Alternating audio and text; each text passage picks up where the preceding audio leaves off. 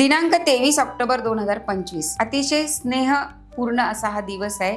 भाऊ बहिणींच्या प्रेमाचा, जिव्हाळ्याचा हा दिवस आहे। या दिवशी यम साक्षात आपल्या बहिणीच्या घरी, यमीच्या घरी ओवाळणी करून घ्यायला, औक्षण करून घ्यायला येत असतो। हा त्यांच्यातला प्रेमभाव आहे, तोच आपण पृथ्वी तलावर आपल्या भाऊ बहिणींमध्ये जपत असतो। या दिवशी बहीण भावाला ओवाळणी करत असते, औक्षण करत असते आणि भावाच्या आरोग्याची, त्याच्या आयुष्यवर्धक प्रार्थनेसाठी ती त्याचं औक्षण करत असते आणि भाऊ तिला यथाशक्ती ओवाळणी देत असतो। अतिशय सुंदर असा हा दिवस आहे, तुम्ही साजरा करायचा आहे। कंटाळा न करता ऑनलाईन कधीही भाऊबीज करायची नाही, प्रत्यक्ष तुम्ही बहिणीकडे जाऊन ओवाळून घ्यायचं आहे। दुसरी महत्वाची गोष्ट या भाऊबीजेला असं आहे की ही यमद्वितीया याला म्हटलं जातं, त्यामुळे यमाची दिशा ही दक्षिण दिशा असल्यामुळे दक्षिणेला या दिवशी न विसरता रात्री एक निरंजन, एक दिवा किंवा एक पणती लावून ठेवायची असते, कारण दक्षिण दिशेला या पणतीमुळे जो प्रकाश निर्माण होतो, त्यामुळे आपल्या घरामध्ये